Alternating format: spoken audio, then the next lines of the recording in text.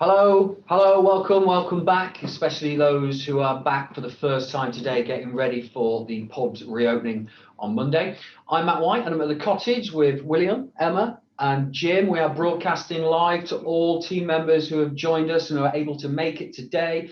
I'm going to be overseeing things for the next hour and 15 minutes. I know what you're thinking, hour and 15 minutes, but it's going to absolutely fly by. We've got lots to get through and some really nice little films for you to watch as well.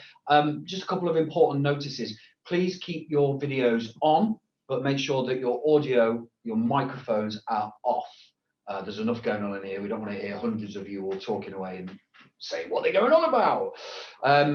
Please use the chat function that's on your screen as well. We're going to have plenty of time later, a little Q&A session with the guys. So if you've got any questions, put it in the chat function and we will be doing that a bit later on towards the end. You'll also be hearing from William shortly, who's got some updates on exactly what's been going on since the last time we met like this in October. I've also got Emma and Jim with me. Guys, you just want to introduce yourself quickly? Yeah, I'm Emma McClarkin. It's great to be with you again. I'm the Chief Executive of the British Beer and Pub Association. And I'm Jim Tully. I'm Chairman of the brewery, and it's lovely to see you all this morning. Brilliantly done. Excellent.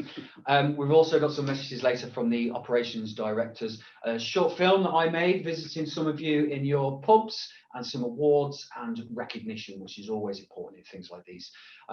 Finally as well, and then I'll wrap things up, there's going to be 3 survey questions which will appear on your screens right at the end of this conference. So please don't log off straight away. We'd really like to get your feedback. So just stick around for that. It will only take you an extra couple of minutes. So let's get started and hand over to William Lees-Jones, Managing Director of JW Lees. Excellent. And thank you, Matt. And since your last conference, I gather you're back on the television, got a big job on the back of the JW Lees conference. So Steph McGovern saw the conference and signed me up to Channel 4 immediately. Fantastic. Congratulations. In terms of the preparation, hopefully the technical gremlins are not going to get us, but there's a lot of work gone into today.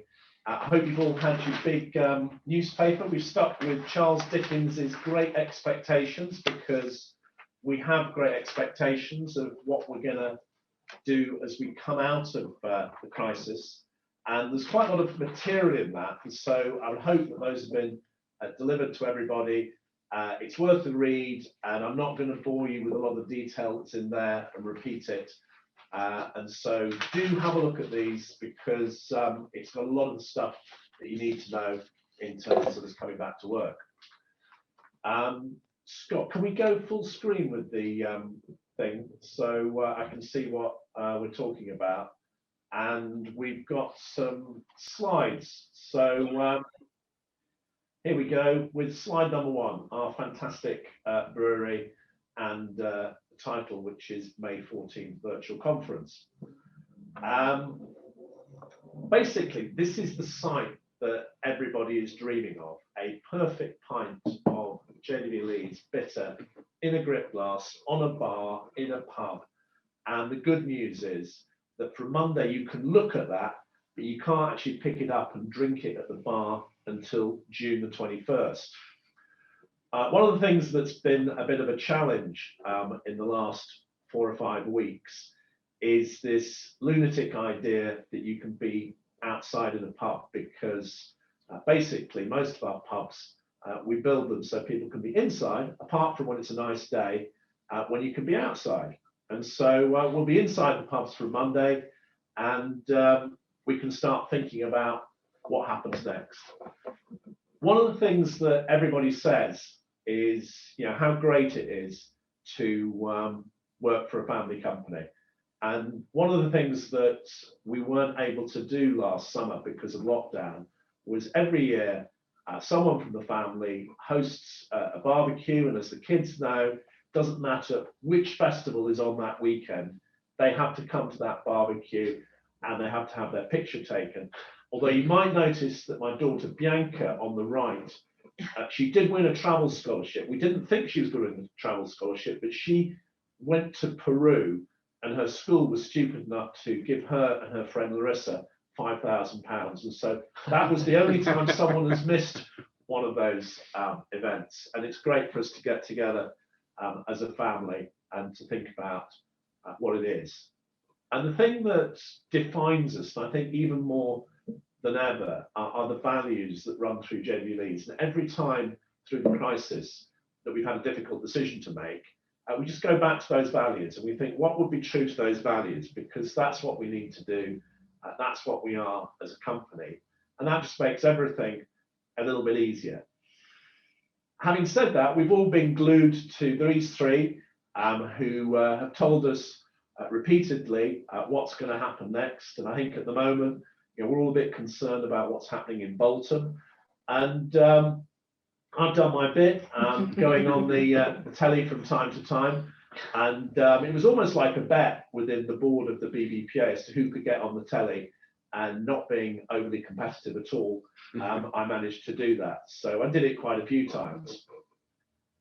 Also, because of Emma, I found myself in a position where every week we were on a call with the minister at the Bays ministry, who was asking us what he should do and then completely ignoring us and doing what the civil servants told him to do. And so all of this politics was happening in the background, and then the opposition got in on the act, and that was some of the former shadow cabinet when they were still talking to each other. And I think one of the things that the media has really picked up is how important hospitality is to everything that we are. On the other side of it, science, I'm a big fan of science, but science isn't always right. DDT, asbestos, heroin, these are things that today we've worked out aren't so good for us, and expectant mothers tend not to smoke cigarettes. Journalists, this is a cartoon from the 1930s during the smallpox epidemic, and we've been very much on the front foot saying open pubs because they're safe, and they have been safe, but different media have different points of view on this. But one thing that it comes back to is that people love pubs. That when you've lost your inns, drown your empty cells, you've lost the last of England. And pubs being open has just been a huge focus. And so Emma and I, we were back at the Elizabethan yesterday, and exactly at that same table where I did yet another interview, and Hugh managed to go on the television without swearing, which I thought was amazing. And we kept on. And this was my Christmas visit, really sadly, on Christmas Eve. That's Athena, our daughter. And we said, every Christmas Eve, we're going to go around and we're going to visit loads of pubs. And at that point, we knew that the pubs were going to have to close on Christmas Day. And it was really sad seeing people having a great time, but that knowledge that we were going to go into another lockdown and not knowing how long that was going to last. And the thing we kept banging on about was that we've invested all of this money and very little transmission was taking place in bars and restaurants. It was happening in other places, but bars and restaurants were where people were meeting. The politicians said, well, people have had a bit of alcohol, they behave differently. And so the industry got together, and there were lots of different campaigns, and some of them worked, and some of them didn't work. But what everybody was saying was that there's people in the front line, they put their life savings into their pub, they're living upstairs, and sadly livelihoods were being destroyed. Our view was that right from the onset that we wanted to make JW Leeds a safe place to be, and so our C19 safe brand and the operating standards that we brought into the pubs was really important from day one. At our last conference, we said it was the best of times, it was the worst of times. And for those of you who've not been into the office, we've done lots of sort of brainwashing type posters in corridors saying things like we'll come out of the crisis stronger than we came into it. And then we get back to the politicians. And the one thing that we all kind of forgot was that's how Boris would like to see his style as a politician, whereas this is how the British public see elections. And I was disappointed to see that Count Binface, as Lord Buckethead has now been called, not doing terribly well in the London mayor elections, but there we go. And so sadly, I kind of vented my frustrations by sort of shouting at Twitter. And this was my most viewed tweet, where I found Matt Hancock's Christmas card and I ran a caption competition. And the winner was, "You can vote him out at the next election. I'm stuck with him for life."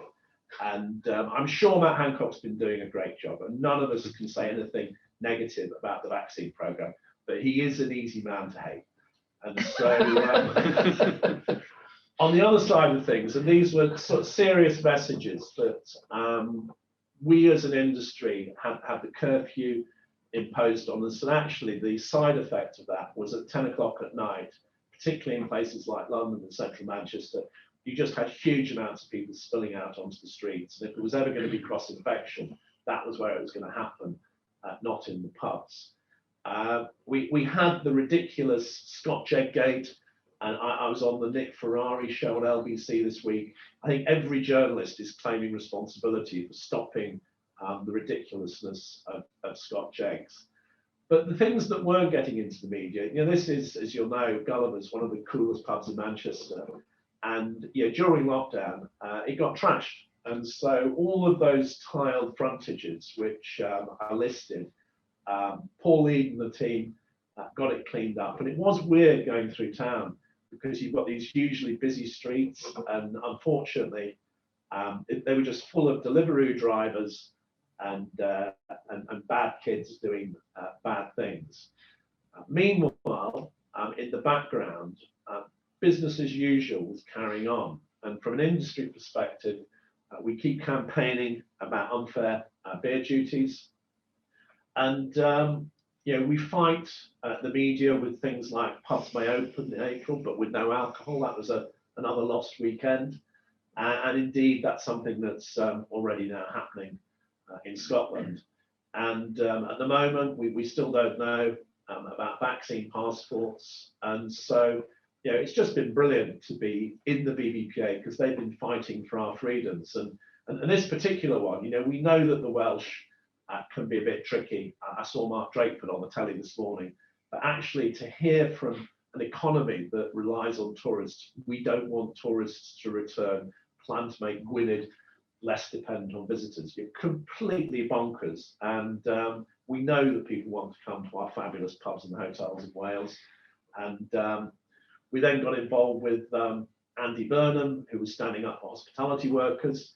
And actually, it's perhaps a reflection of local politics at work, that he did really well in the mayoral elections. And he actually chose to celebrate his victory with his party of 6, 2 households at the Rain Bar in Manchester last Saturday night. And by a remarkable coincidence, I happened to be there with my family on the next door table to buy him his first pint. And it was great because he came straight from the counting to the pub without any cameras, and he wanted to have a pint. And I think that with all of the aggro, this was Hugh Osmond who took up the case to take the government to court with Sacha Lord, saying that there's no evidence on what's happening with hospitality.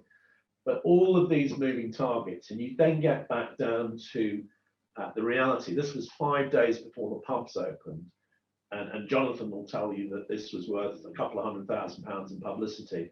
But a double-page spread in the Sun newspaper, whether you like the Sun or not. But the excitement of people seeing drays getting back on the road, stocking up pubs, and the fact that our stance that we've taken through the crisis meant that they wanted to come here rather than anywhere else. I think that's been good for the business. We reopened the pubs with our out campaign because we were going to be out, and we're now used to this sort of site. That last night we gave everybody complete freedom. If you want to close your pub, close your pub. And I was going to take Emma out for dinner last night. It was only at about 7 o'clock that we discovered that every pub that we were planning to have dinner at was closed. And so we ended up with a Chinese takeaway. From Monday, we're saying get in. So it's opening time. And I think one of the things that is really key is that we're not out of this yet. We've still got 5 weeks of restrictions. In this morning's papers, there's lots of people saying we need to slow down the roadmap. Monday is happening. I'm glad that I've not got a ticket booked to go to Portugal, because I think those people are getting a bit worried. But from Monday, every JW Leeds pub is open. We hope the weather's going to be good. The first 2 weeks were amazing in terms of people wanting to come back into pubs. But bear in mind that 50% of the pubs in the country were closed. And so I think every pub is going to be open. And what people are looking for is a great experience. I think we've just got to get paranoid, because we're an old business, but no organisation has a right to survive. This is Kodak. They invented the camera and they went into administration. If I look back, and there's been a lot of time for reflection, that when I first joined the industry in 1995, between 97 and 2010, 37 major breweries, major brands that we'd all heard of, closed, and 5,000 jobs were lost. And this economic crisis that we're about to go through when we get through the pandemic, I think is going to be horrible. And it's my job to lead JW Leeds out of it in a confident way. And if I look at, you all will normally see this at our conference, that we talk about the smoking ban that happened in 2017. And we then had another dip, which was a deliberate one, because we had a massive investment program. When I next do this for you in September, unfortunately, that red line, which is our profit, is going to be lower than the highest it's ever been in terms of losses. And so we've got a steep mountain to climb. But the business is well financed. And as Warren Buffett said, only when the tide goes out do you discover who's been swimming naked. And very sadly, yesterday, we heard of another brilliant company, Drake and Morgan, doing a creditors voluntary agreement. And it's going to be brutal, because companies are going to run out of money, and we're going to see places that just aren't going to open. And so why am I showing you a picture of our garden that we built at the RHS Flower Show? Well, the reason is that it was the best show garden. So the thing I'd just say to you is, whatever you're doing, whatever we're doing, if we can't be best in class, let's just not do it. Because people are looking forward to coming back to the pub. They're looking forward to a great experience. And some of the things that perhaps we've not been cognizant of in the last few months. What are we doing for the environment? What are we doing for waste? What are we doing in terms of single-use containers and the like? We need to be absolutely best in class at it. Similarly, if we're doing things, are we measuring them? Because there's no point running around like a lunatic. And one of the things that I've seen going around lots and lots of pubs is all those people that made massive investments in their outside space for a 5-week trading period. And some of them have done very well. Others have had their gazebos blown away. And I have to admit that we've been pretty tight-fisted in terms of we haven't spent a lot of money. We had, like I say, a couple of good weeks, and it's been struggle with the rain recently. But we're going to come back really strongly on Monday. And I'll just leave you with this thought, which is the ancient Athenian oath of citizenship, that we shall leave the city not less, but greater, better, and more beautiful than it was left to us. And I think that in everything that we do in life is a wonderful thing that we have to think about. And when people come back into pubs, make it a brilliant experience, make it something that is worthwhile, and just make sure that people want to come back for more. Thank you. Well, thank you very much, William. I enjoyed that. You should do a bit of telly again. Just a couple of things I'd like to just mention that stood out in my mind while you're reading that. Firstly, I very much enjoyed your short list of DDT, asbestos, and heroin. First time I've ever heard a list like that on a conference. Very impressive. But secondly, the point about pubs mattering and people blaming hospitality. So over the last 6 months, 12 months, I've been meeting a lot of landlords and managers and business owners, and they all say the same thing, that you've been made a scapegoat, and that pubs do matter to people. And I think that was shown so much by when outdoor drinking could open. I mean, you showed us a picture there of those people sat in the rain. You saw that all across Manchester. And I just think that proved how much pubs mean to people, that they were prepared to sit out in sometimes what looked like tropical gales just to enjoy a pint. I mean, it was wonderful to see, wasn't it? It was amazing, and I think that there were a number of pubs that, despite only being open outside, had record weeks. Yeah. And so we've all been cocooned in our houses for such a long time, and the confusion on people's faces when they've got the track and trace.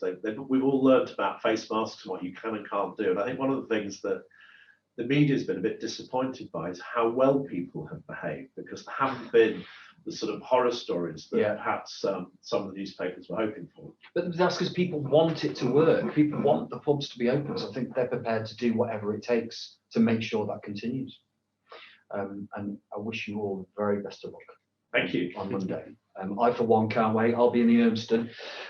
So much has happened over the last 6 months, 12 months. Even though pubs have been closing, there's been a lot of work going on in the background. So the focus now is all about moving forward and welcoming back your customers. So this seems like a perfect time to hear from the operation directors whose teams look after all our customers. So here's a little film from Dean, Chris and Dave.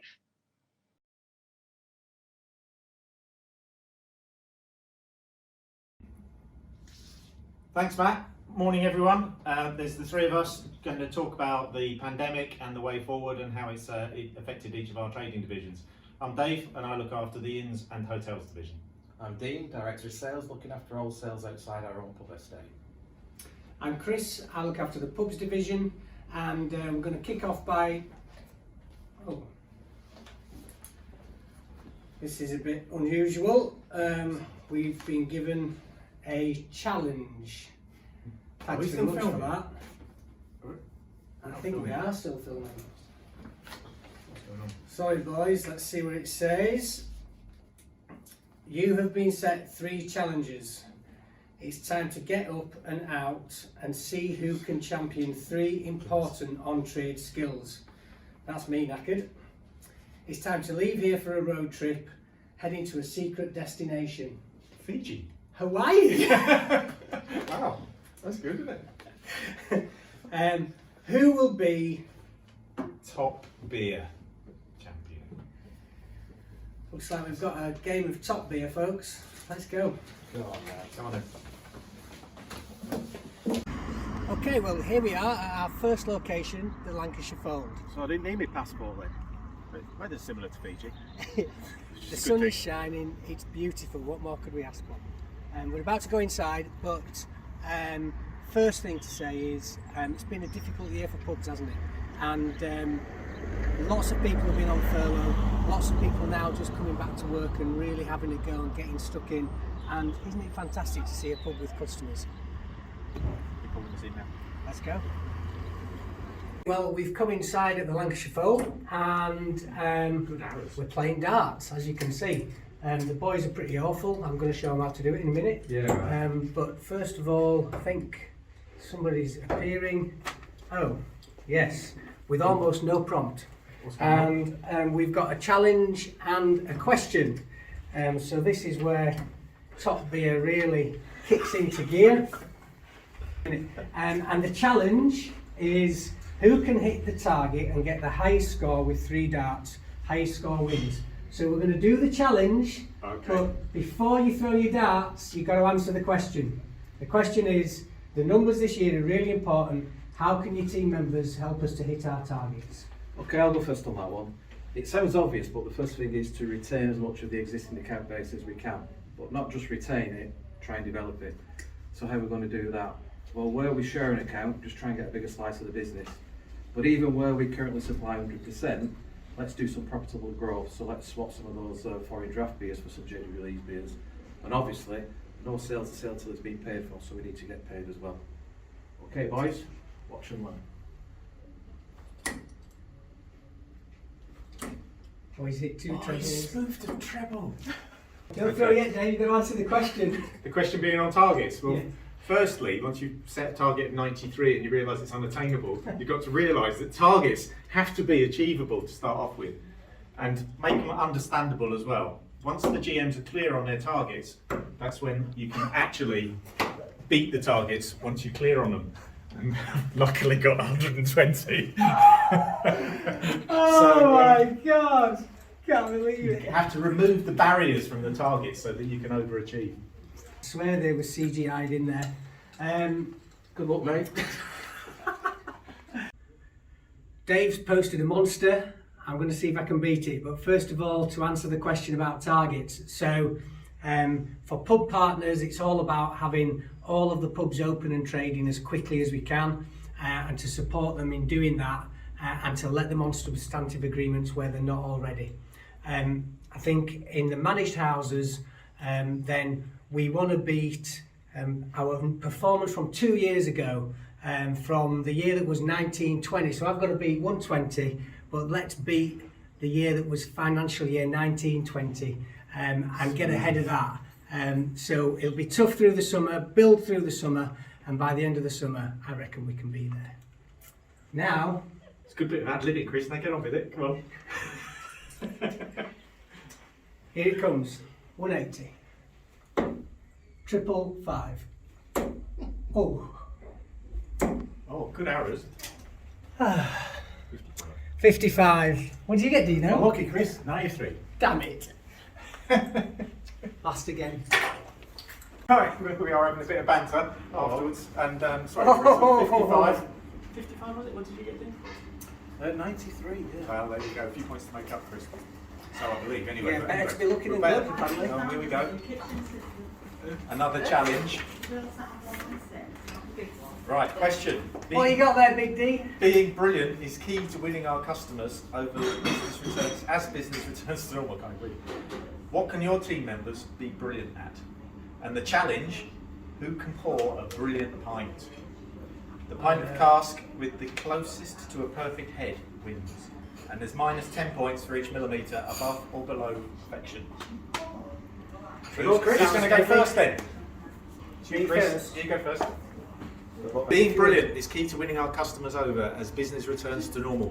What can your team members be brilliant at? Be brilliant. Okay, so we're already talking about this in the business, aren't we? So it should be quite familiar to a lot of people. But be brilliant is all about those small things that make the difference when serving customers. Smiling, welcoming them, not standing looking at our phones, doing upselling, and making sure people feel welcome in our pubs when they're visitors. And if we do that, then not only will we give great service, but we'll also benefit because we'll get more sales whilst we're at it at the same time. So that's what Be Brilliant is to me.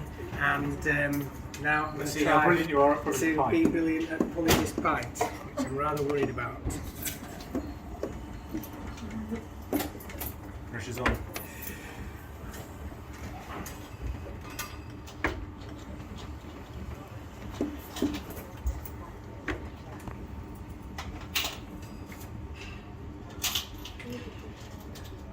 Nice one. I'll tell you what, we'll let that settle. Leave it there, and then it's Dean's turn to. You swap places so that we're COVID secure behind the bar.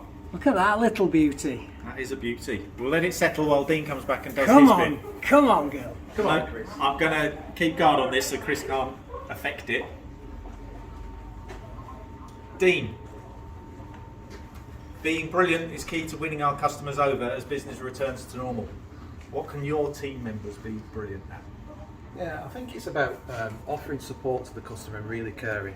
We're very fortunate at JW Leeds that we've got a great support team, whether that be the delivery team, whether it be technical service, whether it be finance, marketing, whatever.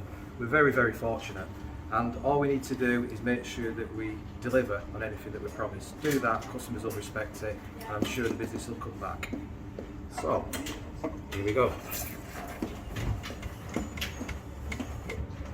Chris's pint is settling nicely. Yeah, don't worry about that. Dean, the free trade expert. This is where they get all their points back now. Fingers crossed.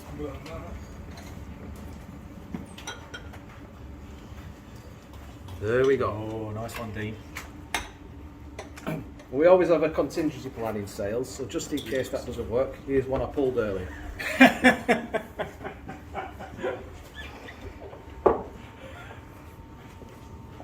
You nicked my one. Okay, Dave. Yes. So, be brilliant. Key to winning our customers as business returns to normal. What can your team members do? To be brilliant. Well, I like to talk about getting the basics right, and I've often talked about brilliant basics, so I'm going to collar that one. And brilliant basics to me is just making sure that I keep talking about the experience triangle. It sounds a bit naff, but it's something that everyone should remember. The experience triangle is about product, it's about service, and it's about getting the environment right. So you can get the right product, which hopefully this will be, although I don't think it will be. And then the service is all about the smiles, it's the tiny noticeable things that Chris was talking about. The brilliant basics to me is also about getting the environment right. The environment outside is perfect at the moment because people are outside enjoying themselves and enjoying a perfect pint, which is definitely what that one won't be. But hopefully they won't get too many points back on me after all of this in terms of our beer challenge and being top beer. So it's about product, service and environment. If you don't mind me saying, it looks like he's shorted his customer a bit there. And GP. Right, so we've got to wait for these to settle now, and then I guess we'll have to get them judged. Right, so we've been given the scores, even though I disagree with them, obviously, because my pint's a little bit short, but they forgot that I had a little sip out of it anyway. But cheers guys, well done. Good Cheers. job. Good job. My business is a bit about food and accommodation as well as just beer. I think I've been stitched on the scoring, but hey ho. And clearly sales knows all about beer, that's all I'll say. Cheers everyone. Okay everybody, well this is our third and final challenge, so we're here at Manchester Golf Club. We're going to obviously be driving the buggy and more importantly have a game of golf. So away we go. Hang on, where's my spot? That's not fair. See you mate. See you on the tee, Chris. I'll walk it then, eh? Dave, just a minute mate, just a minute. We've got another challenge here. Alright, it's not a round of golf, it's a putting competition. Who can sink a 20-metre putt with the fewest strokes? We're going over there, boys. Looking forward to that. So as I mentioned earlier, we're here at Manchester Golf Club, and Manchester Golf Club is a great example of a free trade customer that's really took full advantage of the opportunities that are currently available for outside drinking. So as I mentioned earlier, we've got a challenge, and the challenge is who can sink a 20-metre putt in the fewest strokes. And we've also, while we're doing that, going to answer a question, and the question is, as directors, what are your big aims for 2021?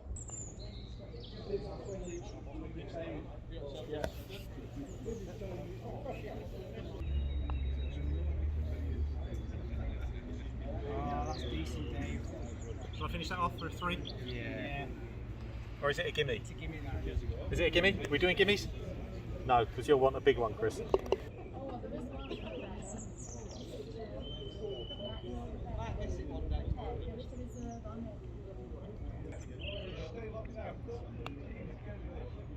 Oh, in the hole!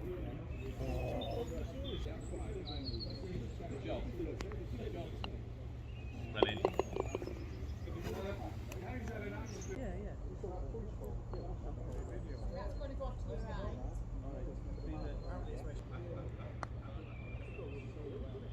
Oh, he's right. Oh, great putt. So guys, I really enjoyed that. It was good putting competition, yeah, but we didn't answer the question. So just to remind you, the question was, as directors, what's our biggest aims for 2021? So Chris, over to you. Yep. I think the big aim is just to get everybody back at work and to get all the right people in all the right places. We need to recruit chefs, we need to recruit managers, we need to recruit assistants, we need to recruit pub partners and make sure that we've got all the right people in all the right pubs, and I think we'll be absolutely fine if we do that. And we want people to enjoy it, so you want to be back at work, hopefully, and have a good time while you're there, and see you at the bar. Yeah, and I think for me, it's all about belief. It's about the belief in the sales guys to do the job, which I know they can do. So upsell all the time, take every opportunity to get the sale. It's about the belief in the customer, having thought about things during this last 12 months and really coming out of this bigger and better. And it's about belief in the beer, and there's no problem there. Cheers. That's true. I like this beer. It's good stuff. I think my big aim's similar to Chris's, actually, to be honest. I want, obviously we talked about hitting targets and we've talked about being brilliant, and brilliant basics I've talked about. But I think the biggest thing is get people back in the business, get them to have fun, train people up properly to do the jobs. It's about retention of our key team members. And actually I think, we need to start thinking more seriously about career progression and making sure that people can progress for fantastic careers within JW Lease across all of our businesses, because it's a very diverse business that you can have lots of great opportunities. But the biggest thing is actually smile, have fun and enjoy being at work, because hospitality is a great industry to be in. Results are in. Oh no. Not looking forward to this. So, in third place is Dean. Whoa, whoa, whoa, whoa, whoa. Oh no, it's me. With a grand total of 20 points. Letting the others win, as you can tell. In second place, he's going to be gutted after he's won 20. It was the pint pulling that let me down, with wasn't it? 35 And the putting. points. And do you know what? One putt, I'd have had you. You nearly missed it. And for the first time in his life ever, literally ever, Dean's won something. Just a bomb winner. Cheers, guys. Congratulations. Oh, we're not You allowed to are- do that, are we? You are Well done, Dean. There you go. top beer. Top beer. There we go. I hope you enjoyed that. There was a little bit of lagging, I think, perhaps in the film being a bit stuttery, so I apologise for that. The gremlins that William hoped wouldn't going to be showing their faces have. I think you tempted fate. Enjoyed that very much. Very Top Gear. And I'll tell you what was very Top Gear, the fact that there was a lot of suit jackets and shirts tucked into jeans, which in itself is very Top Gear. Also, a couple of things that stood out for me in that is the fact that you guys really do offer brilliant customer service. But what's important to me, I think, is that everybody seems to have fun at work. I mean, that was displayed there. They were having the time of their lives, but everyone at JW Lease seems to enjoy their job. It's a great job to have. We are in the business of entertaining people, but hospitality, if you come to work and you want to make people miserable, you're in the wrong place. Yeah, absolutely. William, I think I'd like you to do my job for me now. Could you introduce our next guest, please? Excellent. No, it's my huge pleasure to introduce Jim Tully. Jim Tully, bizarrely, has become our new chairman during lockdown. And the one thing that I just want to say is that from everybody pretty much in the company's perspective, that you will see very, very little change at all. Jim joined the management board a couple of years ago to learn about the brewery, and the plan was always that he would take over as chairman. And we find ourselves in the position where we have all the members of the fifth and sixth generation of the family sitting on the board. And so it's Jim's job now in a couple of weeks' time to chair his first board meeting and to keep them all in order. So over to you, Jim, and good luck. Well, thank you very much, William. I have to pinch myself. It's a wonderful privilege to be chair of this incredible family-owned, nearly 200-year-old business that does incredible things for its local communities and with all the people that work for it. So I'm really, really excited about what's ahead of me. It's my first honour to thank Richard Lees-Jones and Christopher Lees-Jones for the incredible service that they have given the company so far.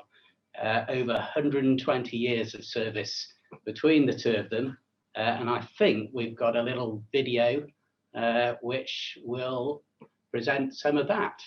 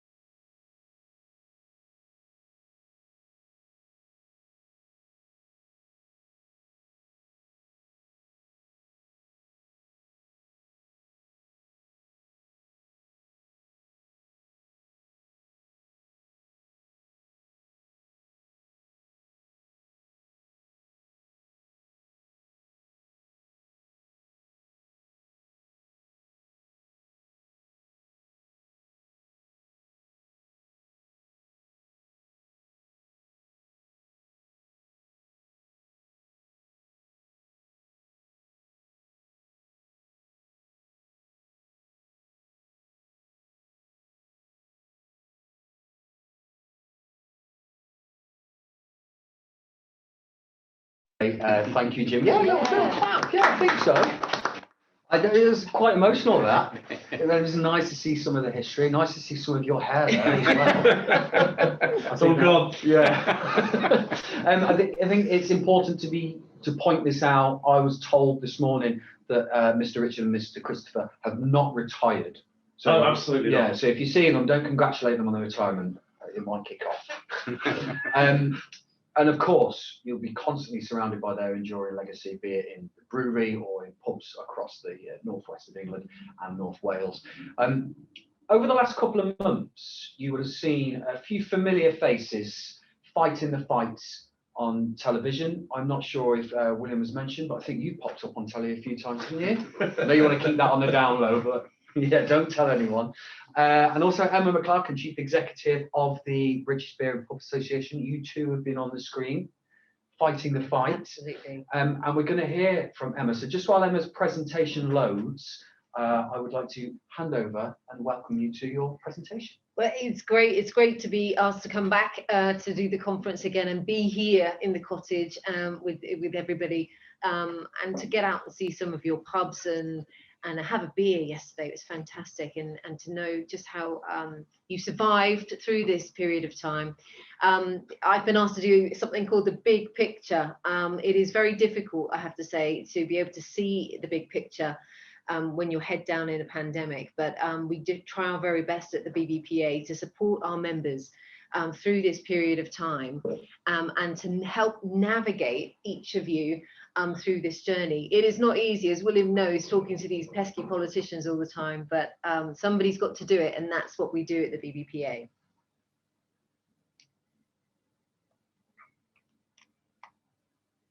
And I'm trying to click and nothing's happening. So, there we go. Oh, now it's decided to go crazy. So just a recap of what we do. We're here to support our members. We do the campaigning, we unite the sector, and we give our support to them. JWD is one of our great supporters, with William being on our board as well. So we have been helping, as I say, interpret the government guidance as it comes out, hopefully answer how and make clarifications on that, how you can implement it, make those mitigations when you're doing those assessments.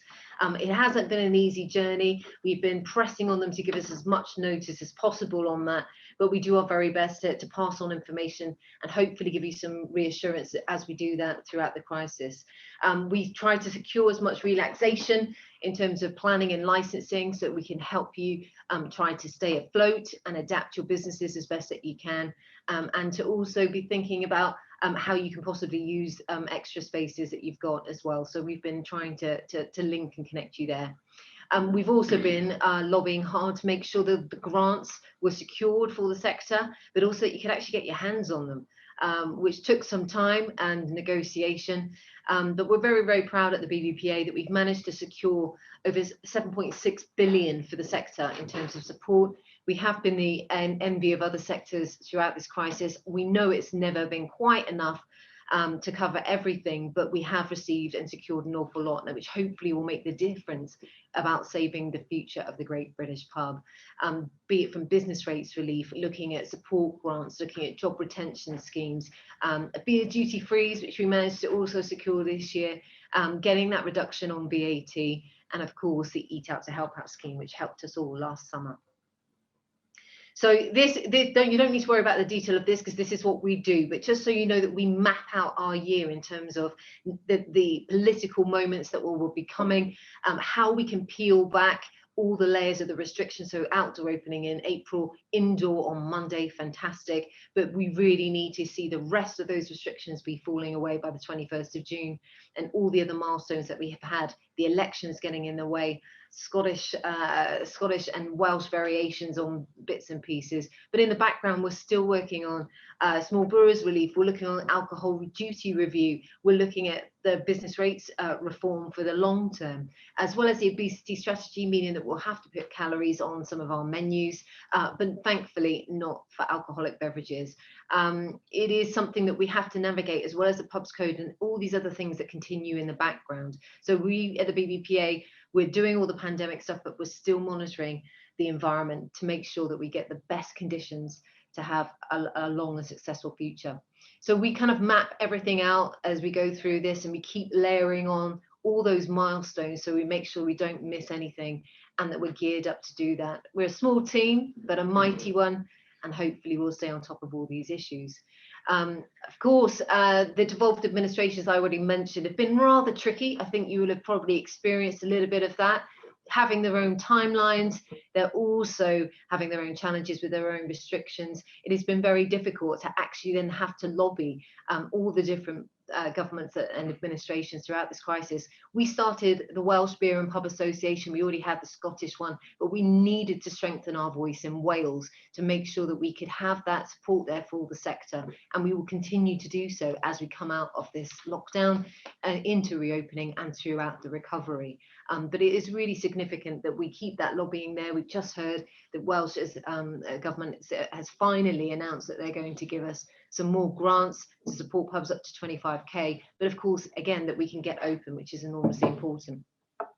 I didn't even touch it then. This is incredible. Somebody else is telling me to chivvy myself along, although it's gone in entirety. Fantastic. Well, it's been great talking to you. But there were many other things in many of the slides. I wanted to talk about key trends coming out of this. How are our cities going to recover versus our rural pubs? You know, how are we going to make sure that we can stay on top of trends like premiumisation, but also can we take benefits from things like the staycation and the vacation boom that we will be seeing this summer? Hopefully that will continue and see us through. I will end it there. You did very well. Thank you very much, Emma. You're not just off the hook yet, because I think we may have a few questions to put to Emma ourselves. William, if you'd like to start. Well, I think the big question on everybody's sort of worrying list at the moment is it in the Northwest. We've seen about Bolton this morning and comments saying, you know, there may be local lockdowns. That we're not out of this yet, are we? It is unfortunately going to be a bit unpredictable, and that's the one thing that we've given up throughout this is certainty, and things are unfortunately still uncertain. All we hope and pray is that we can stick to the 21st of June, but these spikes will pop up and we don't know how the government intend to deal with them. I can imagine that they'll probably want to create some kind of default mechanism that they can kick in if there are local spikes, but hopefully we'll be able to control those with the full rollout of the vaccination going ahead, with all adults supposed to be at least offered that vaccination by the end of July. And yeah, we've as a BBPA board, we've talked about this at length, that which restrictions do you think are most likely to be at the government's list in terms of keeping them? You know, is test and trace going to be with us at Christmas still? I imagine that they'll want to keep a track on that data and people's movements as part of this. So I imagine that some elements of test and trace could probably remain. We're debating in and around face masks and wearing a face mask indoors or when moving around venue. Will that stay? So we'll wait and see. We are pushing for restrictions to fall away. We need to get back to viable trading levels sooner as possible. So hopefully, but that will be my job to negotiate the government as they come out of those restrictions and what remains. What are the odds, do you think, on June the 21st? Am I going to be able to walk into a pub, order a pint at the bar, sit at the bar and talk to a complete stranger, the sort of nonsense that we love talking about in pubs? Well, William, I think you'd be talking to any of your bars and do that, absolutely. But that is the dream. Who would have thought, 2021, the dream is to walk in, order a pint and be able to carry it away yourself. I really hope that we do. Certainly by September, I would imagine we'd be in that position, but let's hope it's on the 21st of June. Jim? Actually, I'd really prefer to thank you, Emma, for what you've done, because I think you've done an incredible job in the hospitality industry. Even with William on the telly, we've got to a great place. In the last budget, we were the sector that was mentioned, unlike any other sector. I think we're there right at the heart of the decision making. We know that we do a fantastic job for the country, for communities. It's really important what we do, and the government is beginning to realise that. We just needed to keep going, please, to get all these restrictions released and to get us as much support as possible, and then to get on to business as usual in terms of all those things those points that you've made. So from us, a really big thank you very much. Thank you, Jim. I am passionate about beer and pubs, and believe me, I will keep fighting to the very end. I'm passionate about beer and pubs as well. That's something we've all got in common, I think, isn't it? Thank you very much, Emma. Remember, if you do have any questions to ask Emma, or indeed to Jim or William, we're going to be doing this at the end. At the bottom of your screen, you'll see where it says chat. Just click on that, put in any questions that you want to ask. We've already been seeing a lot of you saying hello and getting together and how good it is to be back. So clearly, you needed this. So get those questions in now. Don't leave it to the last minute, whatever you do, because I expect there's going to be a lot coming your way, William, and you, Jim, and you, Emma. So am I introducing you now? if you don't mind. Very good. So I'm honestly not a professional, but Matt, we asked you to go and visit some of our pubs, and what happened? This is what happened. Hello, we're out and about today visiting JW Lee's pubs, where we're hopefully going to talk to some of the customers in the beer gardens and also some of the team members and find out how reopening has been for them. First stop, we're here at the Greyhound in Ashley, and doesn't it look lovely?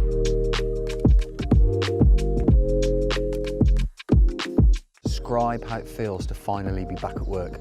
It's great. I mean, we've been off for so long, so to actually be back is really good, and to see all the regulars and the fact that they still come here is great. I mean, it must be nice for everyone to be back together. Yeah, it's been great to see them, to be honest, because here we're more like a family here, so it's just nice knowing that they're all been safe and during lockdown, and I think they're all glad to be back as well. So.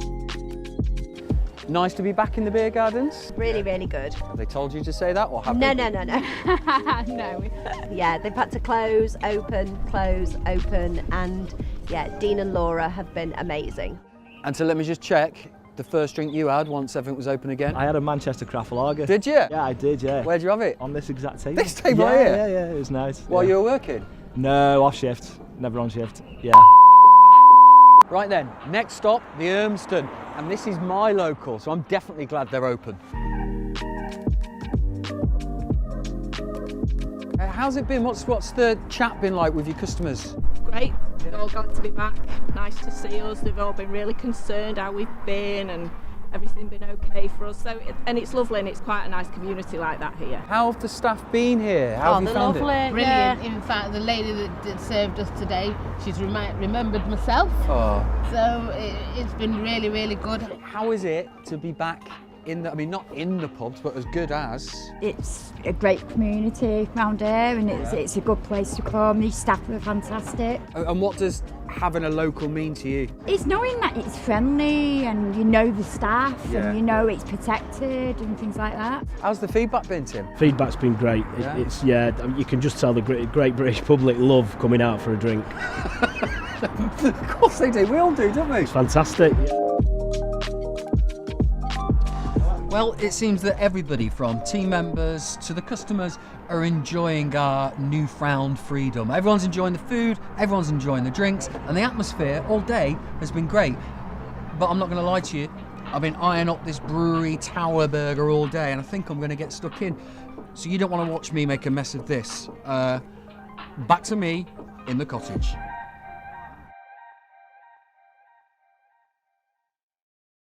Tell you what, that was genuinely a brilliant afternoon.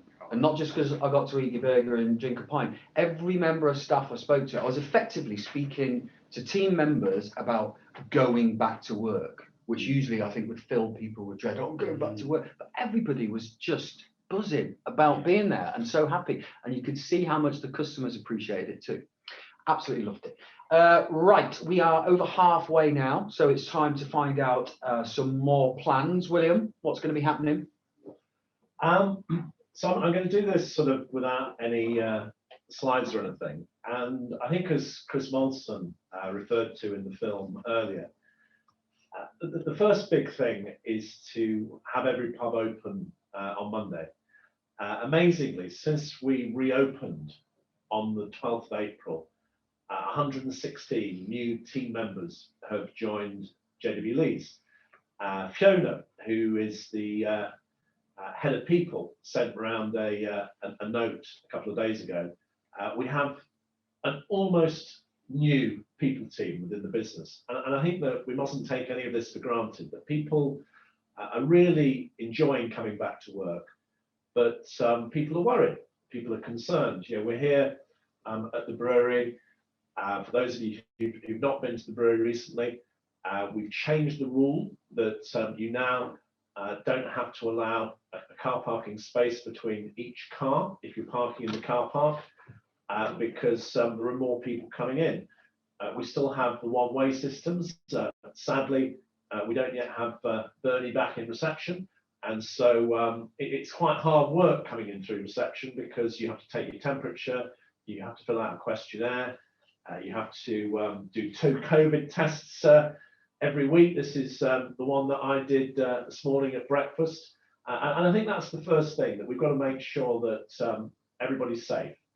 We don't want there to be any outbreak of COVID either at the brewery or any of our pubs. We did have a number of pubs during the earlier opening that we chose to close, because we had one where someone had come back from holiday and they brought coronavirus back with them. So our first responsibility is to get the business back and open. And I think that rightly so, everybody's feeling a bit anxious. And so opening outdoors was always just going to be a start. And we're quite conscious of the fact that about a third of our pubs couldn't actually open outdoors. And when we looked at the managed houses, that these are big beasts. That Emma and I went round a number yesterday, and it was fabulous to go into pub partner pubs.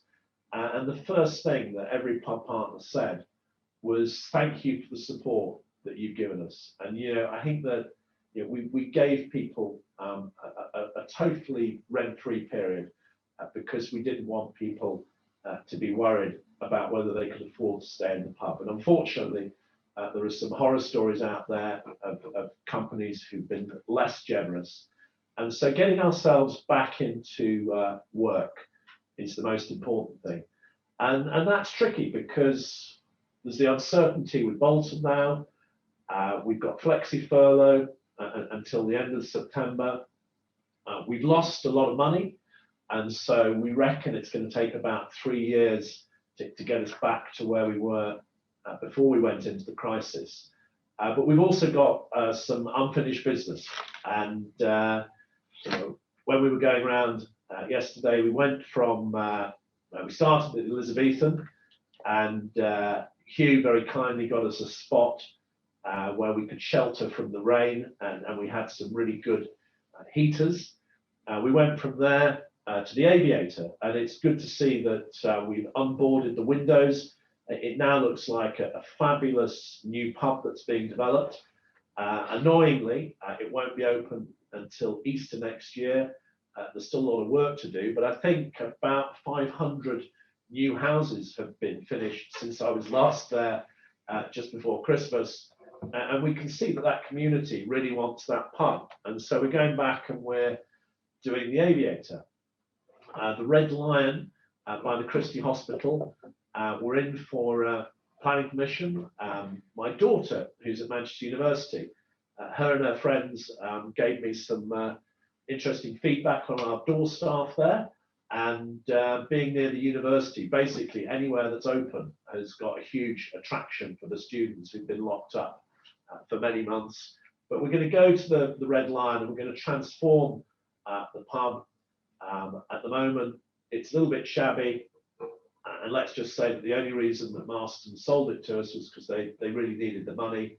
And every time I talk to David Young, he says, "William, I've got some bad news." I go, "What's that, Dave?" It's going to cost a bit more than we thought it was going to be, because when we scratched the surface, it was really knackered.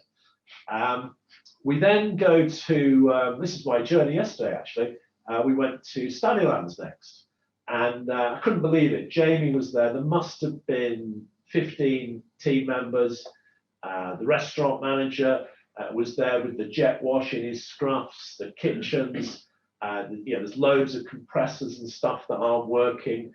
And we know that the wage bill in a big hotel like that is going to be £15,000-20,000 a week.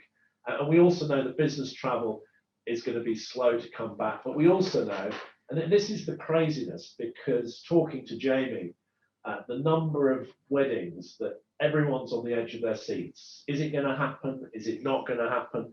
And if it's going to happen, people are going to go large. And so we've got to be open. And I think we're going to have a real boom time this summer.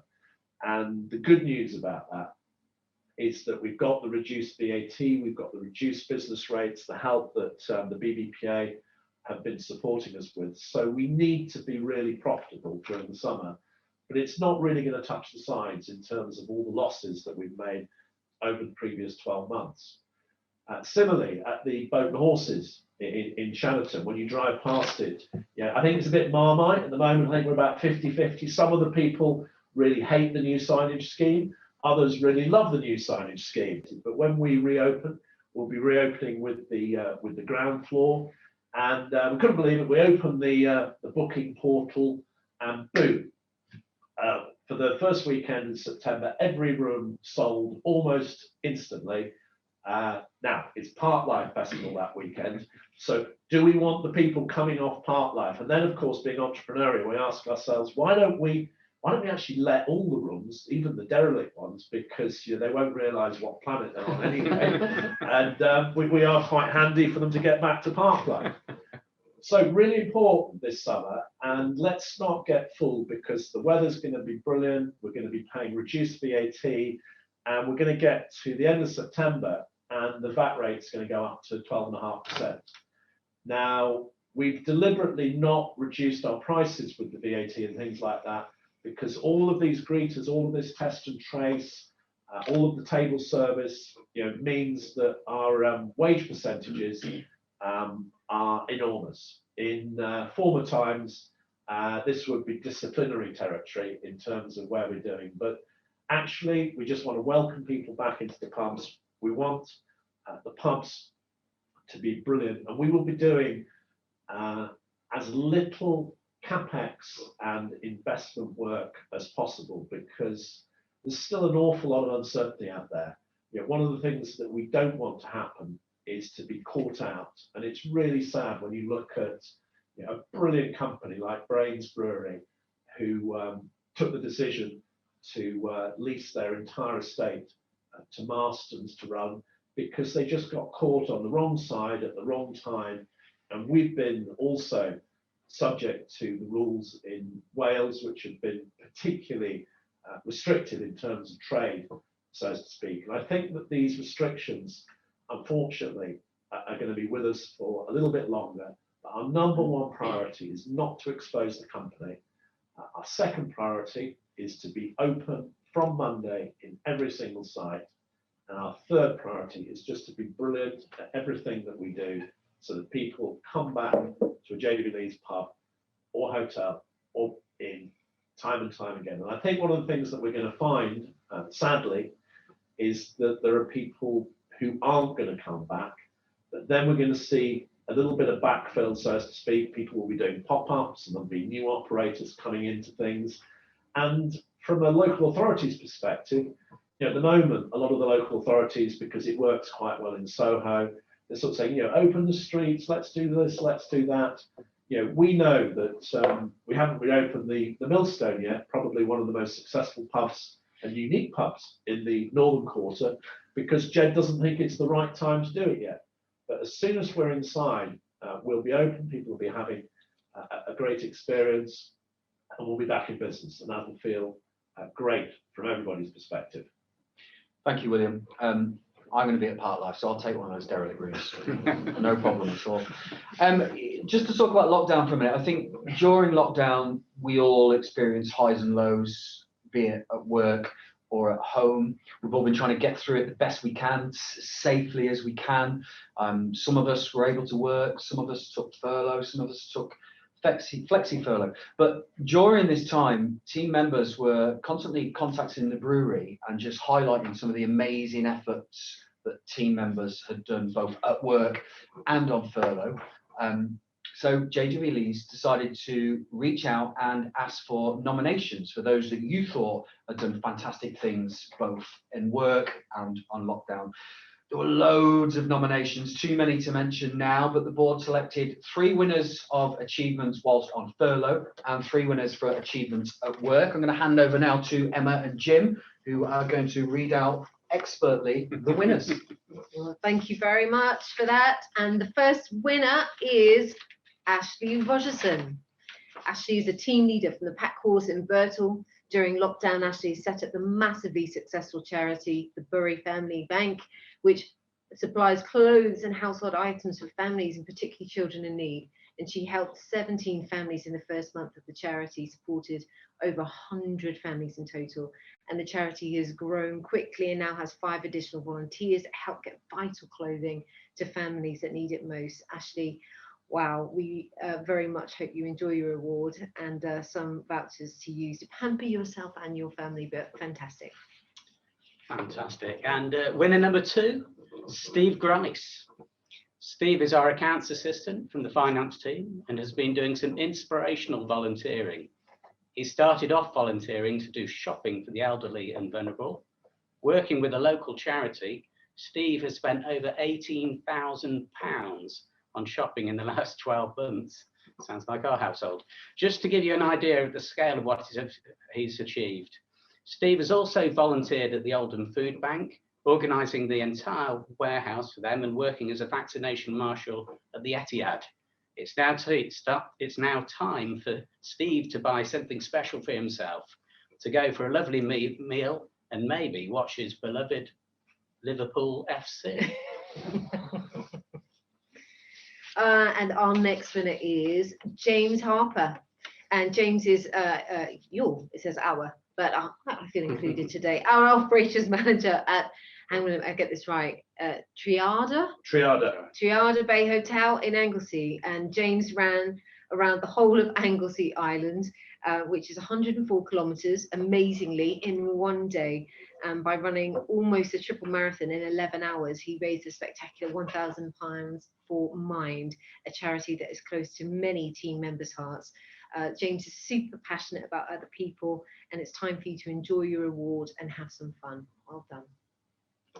Brilliant.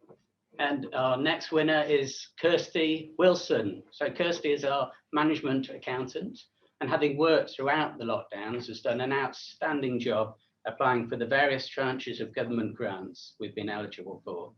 With every council requiring different forms to be completed and asking for different information, Kirsty's work has brought millions of pounds of government support into the business. Despite the time pressure she has been under, Kirsty played her part in keeping the business going. Kirsty, we hope you enjoy a posh night out with some great food and maybe a Malibu or 2.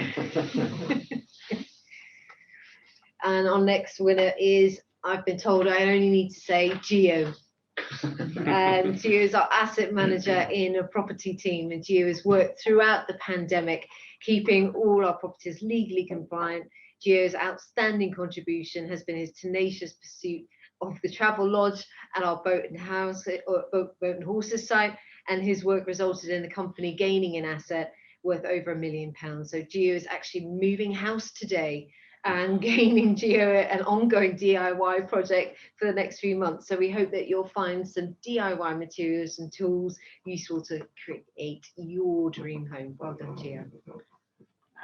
Well done, Geo. And the final winner that we've selected from that huge number of candidates, and thank you for everything that everyone's done, is Colette Hughes.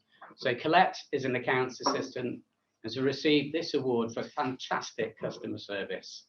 As a result of the lockdowns, Colette faced an overwhelming amount of customer queries coming from the managed estate.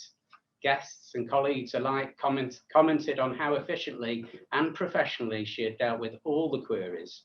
In total, we've dealt with well over 1,000 queries, and Colette has honed her wedding coordinator skills to an art form as we reopen. Colette's customer care has gone above and beyond. Anyone can reply to an email, but it takes something more than that to reassure a fraught bride about her wedding day. So enjoy your award and an indulgent treat. And other than the winners, we'd also like to thank Coca-Cola and Carlsberg for their generous contribution to the prizes. Absolutely. Thank you, Jim. Thank you, Emma. I think, and you watching on your laptop as well, let's all give the winners a round of applause. They won't be able to hear you, but let's just do it anyway. You doing it? Okay, yeah, just to reiterate, thank you to Coca-Cola and Carlsberg who have provided the prizes. Thank you very much. I think it's worth adding that lots of people did lots of incredible things. So well done to everybody for all your efforts over the last year or so. Right, you've been sending in your questions. Thank you very much for doing that. You've probably still got a minute or two if there's anything else you want to ask. But if it's okay with you guys, we're going to go through some questions now. I'll aim them kind of at all of you, so feel free to jump in and answer whichever ones you want. Right, first question. With near enough everyone working from home, is this going to be kept a permanent way of working in the future? And if so, have you considered a 50-50 split between home and the brewery? It's a really difficult question to answer because you can't pull a pint or drive a dray at home. And so there are some people who've been able to work at home, and some people have loved it and some people have hated it. And we're following the government guidance. And so from the 21st of June, we want to be back to work, back to normal, because all the conditions are hopefully going to be dropped. But like everything, we're treading on eggshells, and we want it to be a safe return to work. And I think that work from home, if you can, is going to change many people's working patterns forever. But in terms of what should people do, speak to your line manager, say, what am I expected to do? When am I expected to come back to work? And at the moment, sadly, we don't have certainty for many of the roles. In fact, Simon Cross sent around a note yesterday saying, could you give me everybody's hours for the next month? And we are living through this pandemic, and that means waking up every morning, looking at the television, seeing what's happening. But the one thing that people have said to me, and I put it in my warble for next Monday, is that I really hope that Knox's Cottage Bar is going to be open that first Friday, that we're there without conditions at the end of June, because those are the sort of things that people have been missing out on. And Zoom is fine for stuff like this. It's not as good as a proper conference where we can enjoy each other's company and perhaps a few drinks, but we would like to be back to working as normal from the 21st of June, and up until then, it's one little baby step at a time. Okay, hope that answers your question. Next question. I think all of us are excited in some way to finally be getting back to work, but alongside that, I feel there is a sense of anxiety about returning to a job, in my case, from nearly 15 months. Over the past year, a lot of people's physical and mental health has taken a hit, and I was wondering if, as a company, steps are being put into place to help anyone who is returning to work and struggling to cope. Well, great and difficult question. I think a lot of people, particularly those people who've been shielding, are very worried about going to work. And I hate to keep going back to Bolton, but it's almost one of those things where you say, if there are any team members who are based in Bolton, you need to be particularly careful. But without wishing to sort of dodge the question, we do have the employee assistance program. We have the counselling that's available. And if you are worried about coming back to work, that's what the people team are there for. And so if you can talk to your line manager first and foremost, and if you're still worried, then please contact the people team, and they can help reassure you with the answers to the questions that we hope to be able to answer. Okay, thank you very much. I said anyone could answer, but they've all just so far, haven't they? I've had another one that's been sent over to me on WhatsApp. Amazing technology. What can breweries and pub businesses contribute towards helping the global environmental problems, and how are we helping towards reducing climate change problems? Yeah, big one. Yeah, But huge. as we come out of the crisis and into a period of recovery, there are issues that we need to tackle. And so the Prime Minister, I know you're not a fan of this, William, he doesn't like building back better, but he wants to come back greener as well, so that we can build that into our plans as we emerge from this. So it's looking about sustainability, it's looking at food waste, it's looking at the way that we are recycling. It's also thinking about how we're brewing green, looking at the energy uses that we have. And we at the BBPA are putting together a roadmap to net zero, to try to get there, to try and reach those targets and to take the industry on that journey. It is difficult to do. It is going to be hard for people to hit that, but we can all take those steps towards a greener and more sustainable future, hopefully. And you know, our customers will want that. The consumers really want to know that your ethos in your company, in your business, is greener. It's important. And sorry, the thing I'd add about that is that the wonderful thing about JW Lees is a family-owned business. So it's 5th, 6th, and we've got a 7th generation coming. And the 7th generation are growing up fast. And certainly through William and the other members of the 6th and the 5th generation, one of the pressures we're feeling from the 7th generation is all about green and doing things in the right way. So that pressure, whether it comes from the family, the customers, everyone as a whole, will get us to a really good place. Fantastic. I think we may make this the last question now, because people have got work to do at 12 o'clock. Well, I certainly hope so. We don't want to get in the way of that. Hopefully there's lots of customers queuing up to get into pubs. I'm sure they are, William. So this is one for each of you. We'll go around in turn. Someone has asked, as well as JW Lees, which business in hospitality do you think have also done a good job during the pandemic? I'll start with you, William. I think they've, I think they've all done a great job. One of the things that I've found is some of the WhatsApp groups, some of the people who've been really open about how we can solve these big problems together. It's been unusual, because I think that normally a lot of the stuff comes out of London, and I think that London will take a lot longer to recover. And because London sites tend to be leasehold rather than freehold, people have got the big rent problem, which still hasn't been answered yet.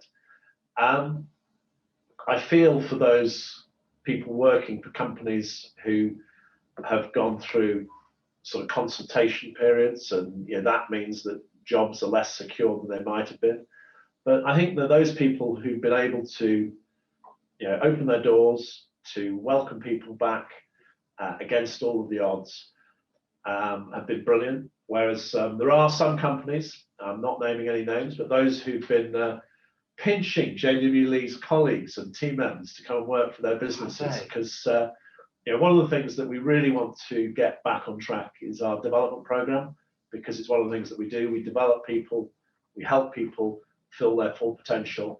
And no surprises, unfortunately, that we reckon that hospitality is going to lose about 15% of the total workforce, because a lot of people have gone home. And when they say gone home, they've gone to other countries and they're not coming back. And we're back to the same old scratch record of we have a crisis because there are no chefs, and because the colleges haven't been training people, because cooking requires you to be there in person. There's nobody coming out of the colleges. And so short term, that is one of the things that worries me greatly, that we want to provide really fantastic food and drink, but we need to make sure that colleagues working in the kitchens are there and encouraged, so that we can deliver those great meals that we know people are looking for. I mean, great answer. Not the answer to the question, but a great answer. Guys, for you, any companies that have been strong? I'm probably also going to avoid the question in terms of giving a name, but some of the people that have really impacted me and really impressed me are actually some of the local independent traders to where I live, who have realised that they can't. This isn't a time, sadly, when they're going to make any money. They found a way to control their costs, but they've also done other things for the community in the way that we've seen through the wonderful guys who've been awarded prizes earlier on. And so those are the particular individuals and particular businesses actually that have most impressed me. Yeah, I'd concur with that, actually. Emma? I'll name people. I think a brewer, and they're not a member, not yet anyway, is Brewdog. I think they've done a brilliant communications throughout all of this crisis. And they're quite enviable in many different ways, from their e-commerce offer to sort of thinking about the future and sustainability, investing in planting trees and things like that. So I think they've been really strong on communication throughout this and use these moments to breathe and sort of look at new ideas.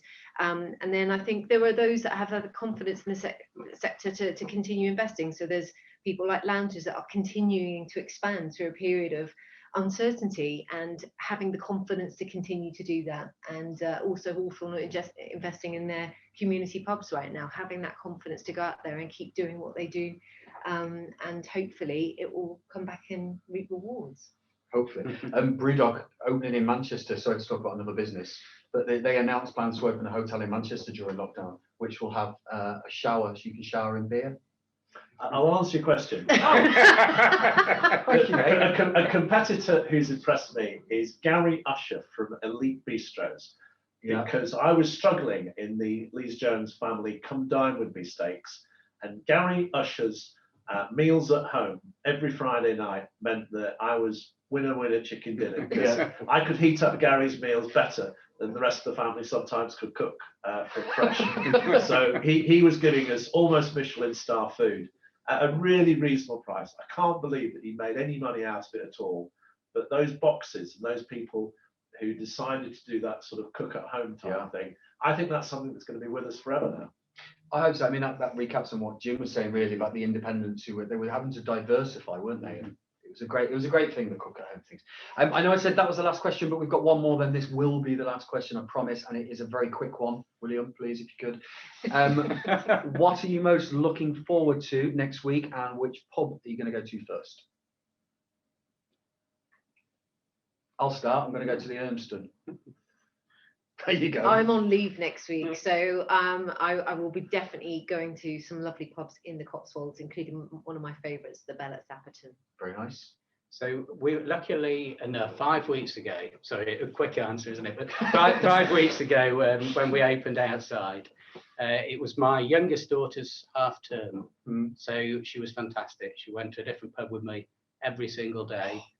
We'll be back at my local, the Greyhound, next week for a pint of MPA. Amazing. And William? I'm almost like one of those people that goes to a real ale festival, because I visit every JW Leeds pub every year. And so I'll be ticking off all of those pubs that I haven't yet been to. And so a bit like the Spanish Inquisition, that you never quite know where I'm going to pop up. And so I will be popping up in different pubs next week, just when people aren't expecting me to do so. Well, that's just put everyone on edge, isn't it, for the weekend? That's a nice way to end things. Guys, thank you very much indeed. I very much enjoyed all of that. William, thank you. Jim, Emma, best of luck going forward for everything. And thank you all very much for watching today as well. Really appreciate it. I mean this as well. It's very nice for me to be invited back to do this for a second year. I've spent a lot of time working with JW Leeds over the last 2 years or so, and I've been out and I've met a lot of you in the pubs. And what I can say, and I've been mentioning this all day, is that the team members and all the people that I meet out on the front line in the pubs have all been great, and especially during this time when they were open and we were having to do the one-way system, the masks, and everyone was fantastic, especially in the Urmston, which, as I keep mentioning, is my local, and not just so I get 3 pints in. And before you disappear, thanks to Scott and Mike and Jonathan and Sharma and all of the people who got involved with making all of those different films, and all of the people who were submitted for different awards. We're going to get that magic back, and please, make that date in your diary. We've got the conference happening in September, and then a couple of weeks later we've got the annual party, and I think those are going to be perhaps even more enjoyable than it has been on Zoom this morning. So good luck to everybody opening the pubs today. Hopefully we're going to be able to open, but from Monday we're going to get in and everywhere's open. Good luck. And please answer the survey questions, which will be popping up on your screen any minute. Don't go anywhere until you've done them. Thank you. Bye.